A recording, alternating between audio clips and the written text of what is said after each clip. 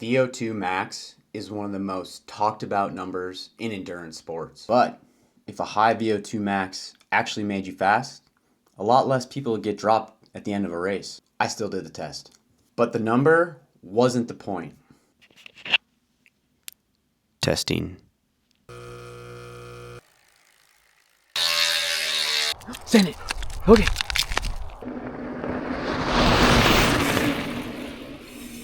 So I'm doing a full VO2 test, lactate, profiling, assessment with local coach and friend Tom Cuddy.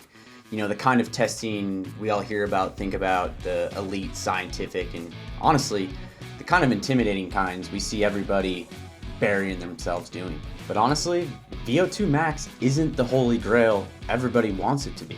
Today I want to break down what this kind of a testing and assessment tells us and what it doesn't tell us, and then how we can use it without overcomplicating our training. So this number everyone chases, VO2 max. It's essentially the maximum amount of oxygen your body can use during intense exercise. You know, at the surface, it's flashy, it's easy to compare, and it sounds impressive, but it's probably more hype than it is punch.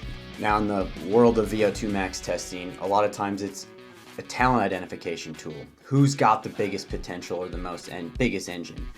And really we see this in elite cross-country skiers, professional cyclists, professional endurance runners, and a few other sports here and there. But some of those highest VO2 max ever tested, upper 80s, 90s, even to the mid 90s in some of those professional athletes. You know, to be a world tour professional cyclist, you gotta be in the high 70s, low to mid 80s. But that's where the internet stops the conversation. Easy way to think of it is VO2 max tells you your ceiling, the size of the engine, the potential, but it doesn't tell you how long you can live near it. Now, I've coached against, raced against, coached athletes with lower VO2 numbers than people they're racing against, but they absolutely destroy those people in the races with higher VO2s. Endurance racing rewards repeatability, durability, and restraint when it comes down to it. Not about how high you can go once.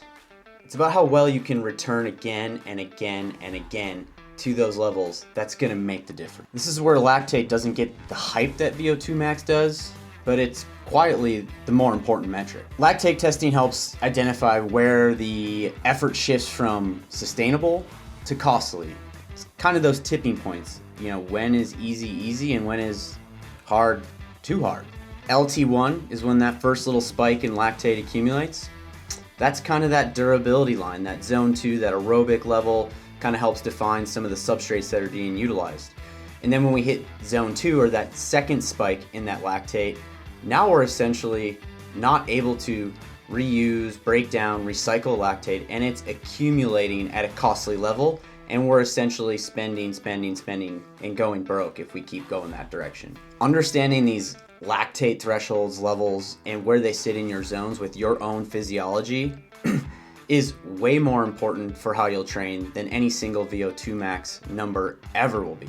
If you know these lactate points, you know how easy is easy, and you know how hard too hard is. This is the point and the stuff you don't see on the training graphs. Every few minutes, the load goes up, power goes up, breathing gets louder and harder, the talking stops, and the hurt gets more hurty.